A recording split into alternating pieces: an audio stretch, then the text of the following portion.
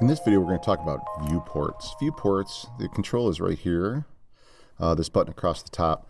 Viewports allows you to create custom views with different panes inside of Gibbs to better visualize programming and simulate machines and stuff like that. All right, so let's go over them real quick. So if I just click on that, you can see that Gibbs automatically loads a part with 3 different viewports in it. So we're going to make a new one. So I'm going to come down here, I'm going to click on new viewport, and I'm going to go ahead and just call this quad.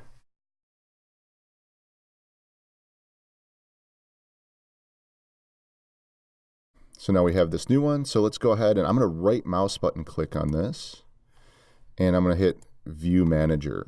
So we can see that the default is just one pane, but over here for our viewport configuration, we can change this to 2 panes up and down, or side by side, or 3 panes, or 4. Here's my 4, that's the quad.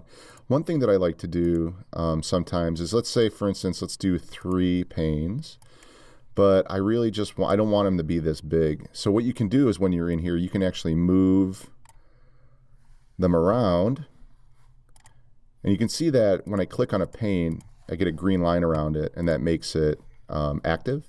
So, you know, up here in the corner, I'll always have this view here. So, you know, the isometric, and then we can go front view, right view, and or I can hit the Alt key. This is a little trick here. So if I want the opposite of isometric, I just hold down the Alt key.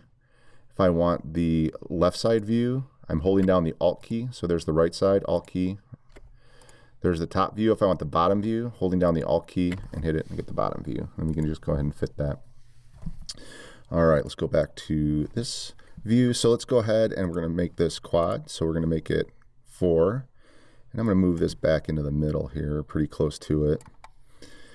All right.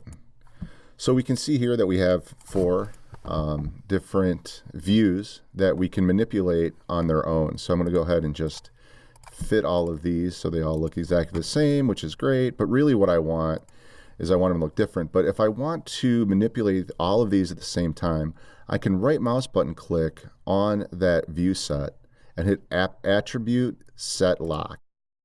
Now what this does is this will make, let's say the active, anything that happens to the active window will happen to the other one. So there's the top view, isometric view.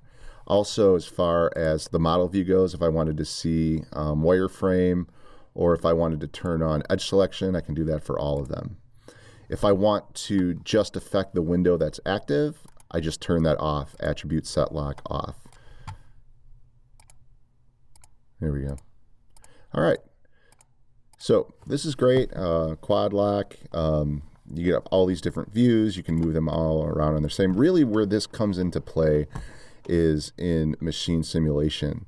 This really helps me, especially with more complex machines. If we look here, it says quad and part, op tool sim, or machine sim. So right now we're only looking, we'll only get this viewport when we're in part mode. If I switch over to machine sim, let me do that right now. Here we go. We can see that you only get the single view. But if I want to see the quad view, I can just click machine sim.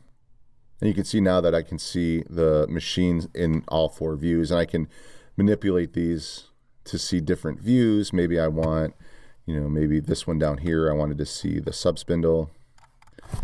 You move it over a little bit. But here's one thing I really like. So I have these 4. What I really want is I want to see one of these windows in part mode, because I want to see what the part looks like so I can compare it to when it's machining. So I'm going to right mouse button click. Again, I'm going to go to View Manager. So here's pane 1, pane 2, pane 3, pane 4. So in pane 1, I'm going to uncheck machine sim. So this is going to stay in part mode as I go through and play the machine simulation. So, you know, if I wanted to, let's activate this window. I can move this up. I can get a better look at exactly what's happening on the part. Let me go ahead and zoom in there. So I get a kind of a side-by-side comparison to see what it looks like while it's machining. This is what I really like to use viewports for. If you have any questions about modifying the look and feel of Gibbs or viewports, please feel free, give your local reseller a call or reach out to Gibbs CAM technical support. Thank you so much.